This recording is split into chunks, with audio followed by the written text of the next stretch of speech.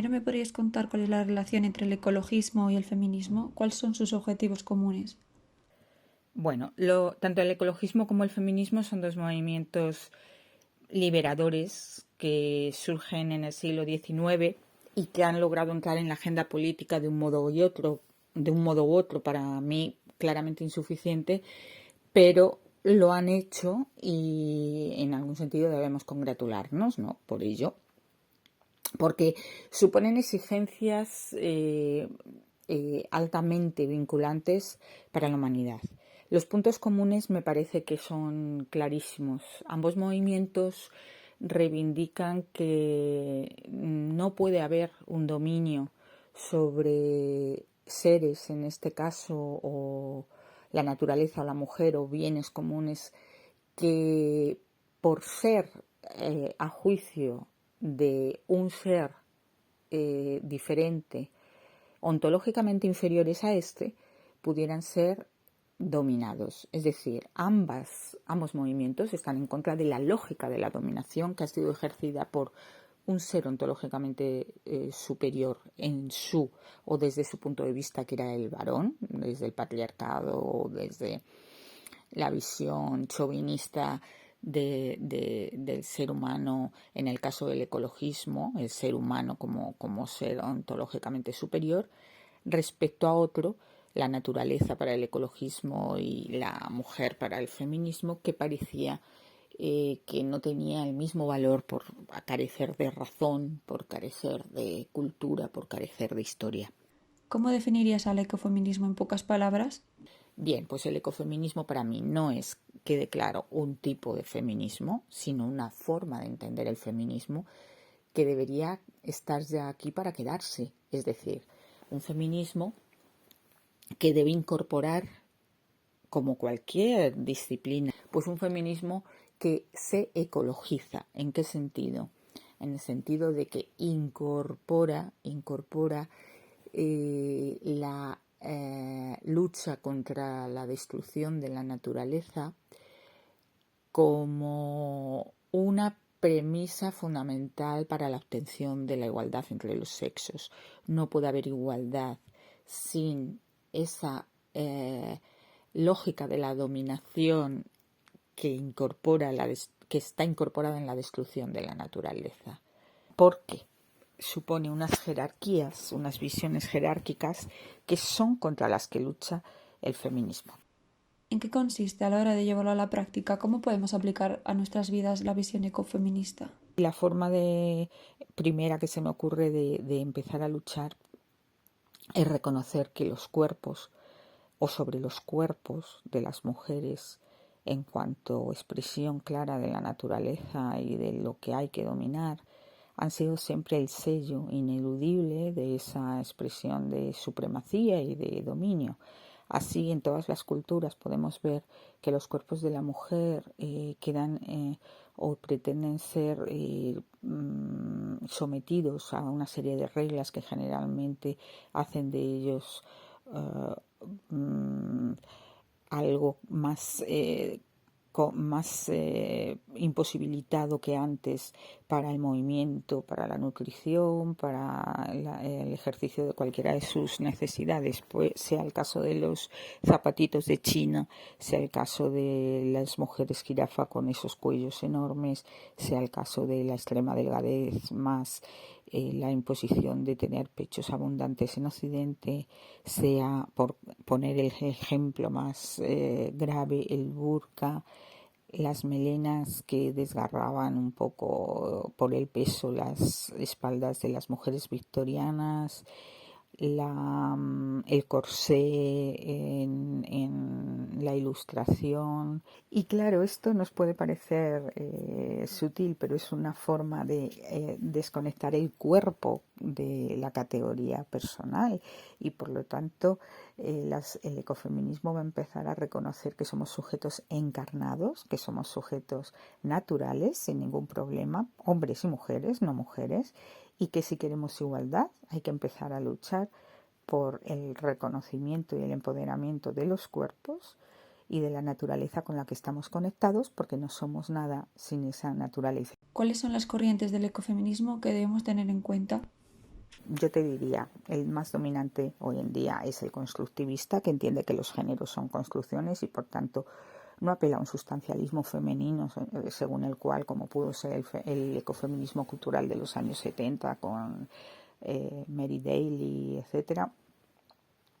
sino que cree que lo femenino y lo masculino han sido construcciones culturales. Ahora bien,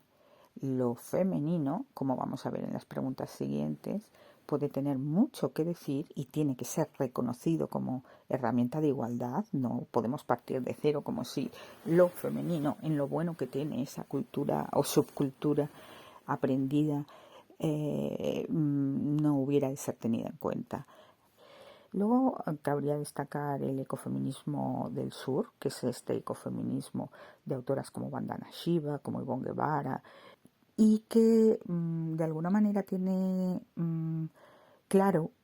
que el ecofeminismo y su lucha puede ser más difícil en contextos del norte, donde hay unas preocupaciones que a ellas no les pertenecen en absoluto, a las mujeres del sur, que son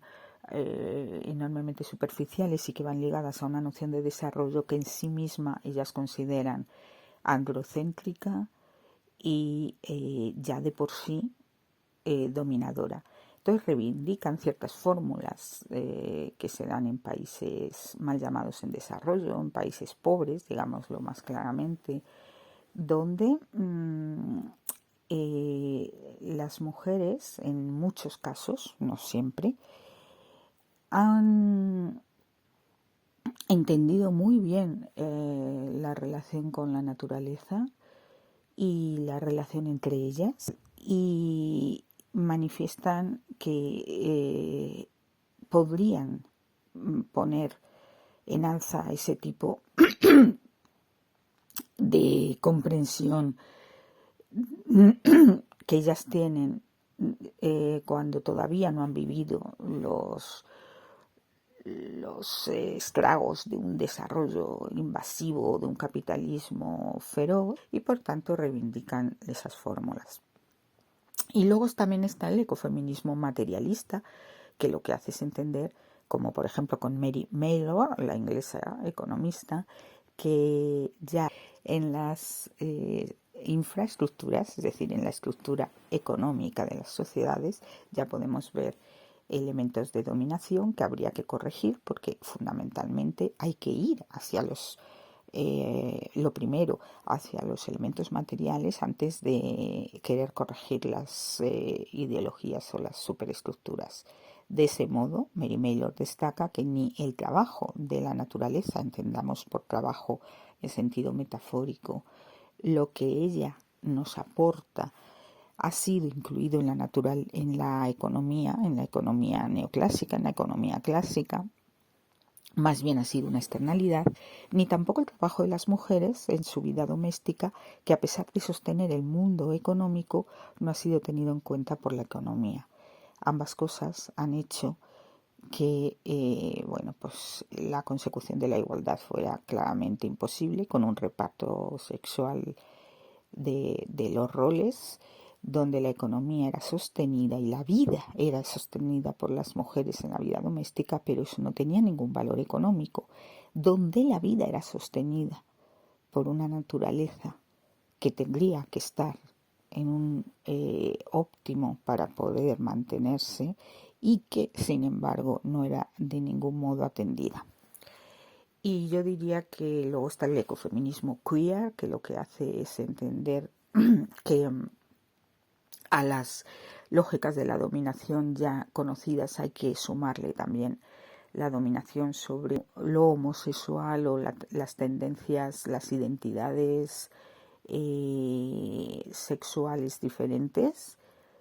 y también las identidades de género, y que no ha sido incluida generalmente por el feminismo como una lógica de la dominación que incluso puede ejercerse por mujeres sobre otras mujeres, como las mujeres trans. Entonces, bueno, pues lo que trata es un poco de difuminar ciertas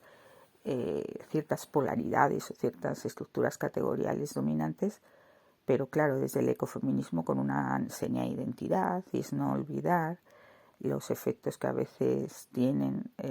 técnicas de introducción de hormonas o de uso masivo de tecnologías químicas para la consecución de esos cambios. ¿Cómo podemos empezar a desarrollar una conciencia ecofeminista, ya que para muchas personas este término es completamente nuevo? Pues bueno, vamos a empezar a crear una conciencia ecofeminista desde el momento en que entendamos que para lograr la igualdad una premisa básica va a ser entendernos como seres interdependientes respecto a otros seres y ecodependientes. Esas necesidades, esa vulnerabilidad con la que el ecofeminismo asocia la humanidad en general es muy importante, porque hay otros feminismos que todavía están ligados a una visión del ser humano como muy autosuficiente, con una capacidad de autocrearse aparentemente infinita. Y no, nosotras creemos que los seres humanos en general y las mujeres, que son para mí y siguen siendo el sujeto del feminismo,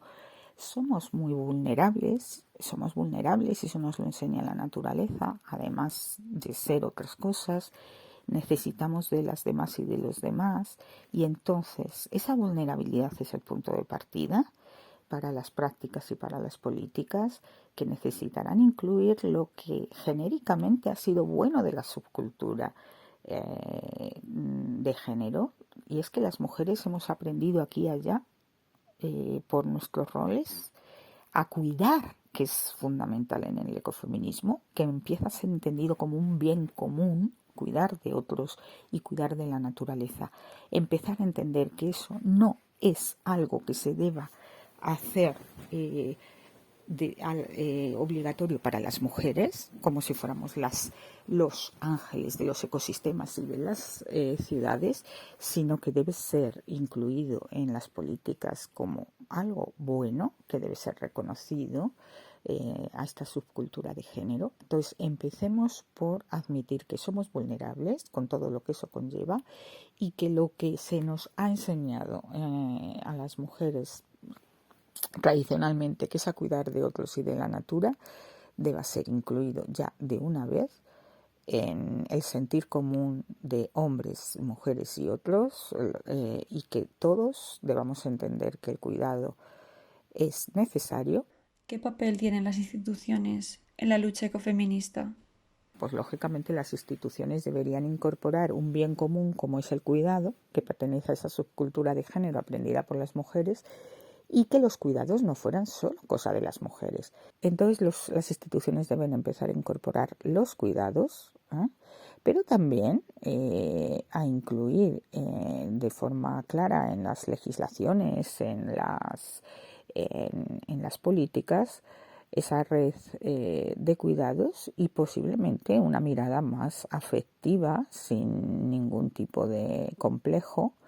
en sus quehaceres. Es decir, no importa justificar a través de empatía y de a veces sentimientos como la benevolencia, que siempre serán compatibles y además complementarios con cualquier visión de la justicia, las prácticas que se generan en ellas.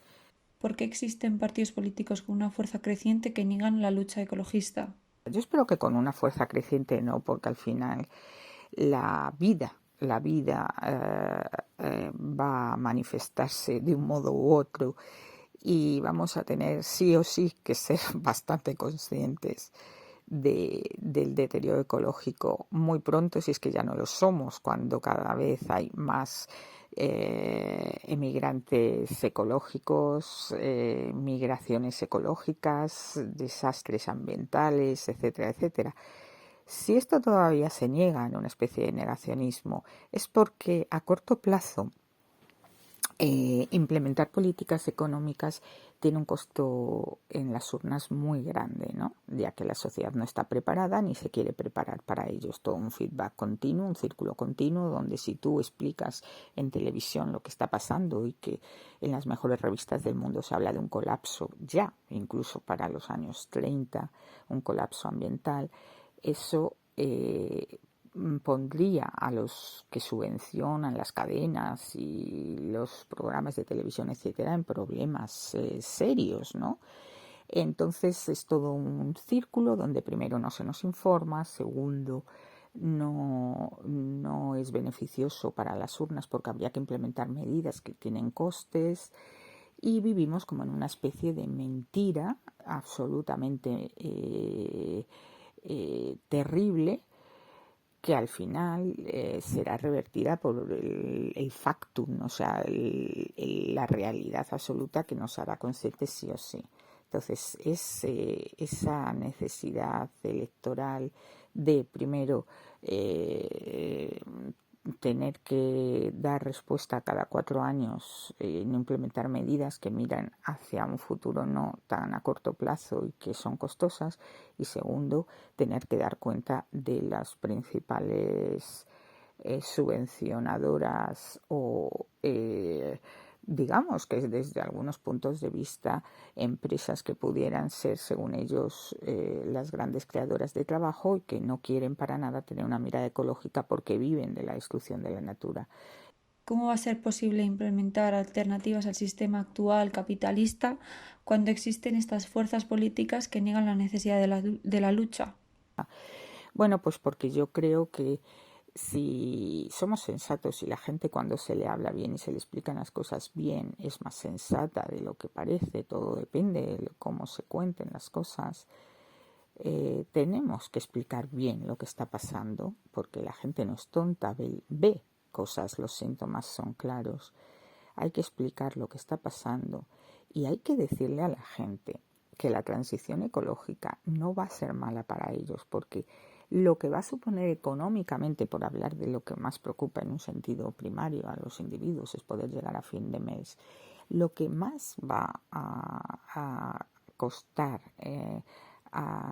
en términos monetarios a las sociedades ya de ahora va a ser el cambio climático y la crisis ecológica. Y posiblemente eso cree una crisis económica internacional y, como dicen algunos, guerras climáticas por lo que yo llamo bienes naturales y otros siguen llamando recursos, etcétera, etcétera. Entonces es importante explicar claramente que la transición ecológica va a hacernos ahorrar muchísimo dinero, pero que también a la larga nos va a hacer vivir una vida seguramente mucho menos alienada, más ligada a la naturaleza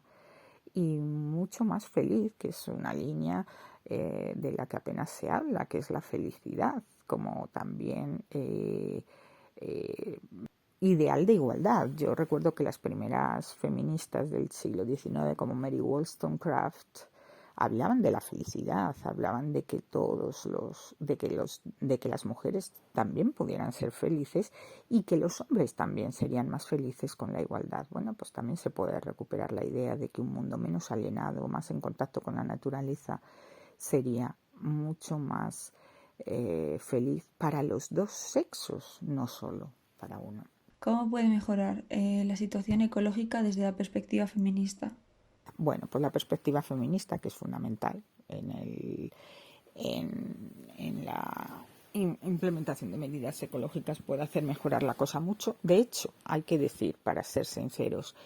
que mientras que el ecologismo ha incorporado la mirada de género, y esto se puede ver en las cumbres del clima, en las cumbres como Río de Janeiro, en las reuniones internacionales sobre desarrollo sostenible, etcétera, el feminismo pues no está incorporando de manera igualitaria o análoga la mirada de la mirada ecologista o ecológica, digámoslo así, ¿no? Y es muy importante porque con la destrucción de la naturaleza no puede haber igualdad. Y mientras las feministas no tengan claro que no va a haber igualdad para ellas, que somos, bueno, para ellas, para nosotras, para las mujeres, somos las más pobres del planeta, las que menos posesiones tenemos de bienes comunales, las que más dependemos, por tanto, de estos, ¿no? Las que seguimos siendo protagonistas aquí y allá generalmente de la satisfacción de necesidades básicas, mientras no haya un nivel suficiente de bienes comunes, no lleguemos a los tipping points en lo que es los grandes problemas ambientales de la humanidad, es decir, esos puntos de no retorno, no va a ser posible tampoco la igualdad de género. ¿Cómo fluye el ecofeminismo con el sistema capitalista? ¿Es posible un sistema capitalista que sea ecofeminista? Bueno, pues no fluye, realmente no fluye. El sistema capitalista es visto por el ecofeminismo en general como un sistema androcéntrico, es decir, que ha sido plagado de símbolos y estructuras de poder masculinas en lo educativo, en el sentido de que la subcultura masculina pues ha sido educada para dominar la naturaleza en un sentido básico que atendía a que así podrían satisfacerse pues las necesidades humanas, dominándola, etcétera, pero ahí no entraban ni los cuidados, ni los afectos, ni la empatía, etcétera. El capitalismo no es más que un hijo del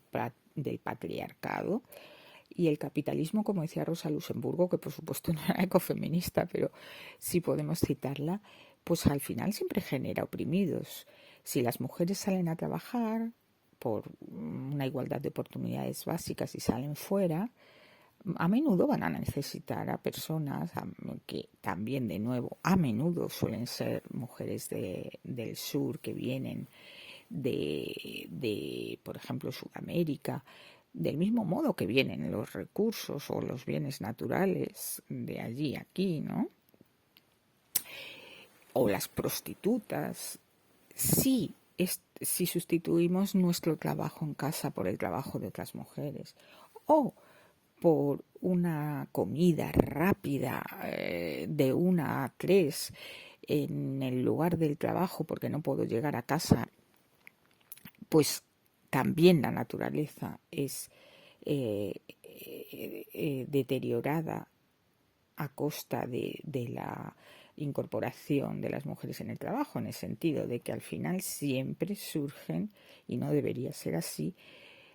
otros que se van agregando al dominio, a la dominación, ya sea la naturaleza en forma de deterioro por tener que satisfacer hombres y mujeres sus necesidades. Entonces, digámoslo así, el capitalismo genera siempre oprimidos y cuando unos creen salir de la opresión, lo hacen a costa de otros. Por lo tanto, no puede ser nunca el capitalismo compatible con el ecofeminismo, pero por una razón, sobre todo, porque la plusvalía capitalista se hace a costa de la destrucción de la naturaleza y de la generación de oprimidos. Bueno, muchas gracias.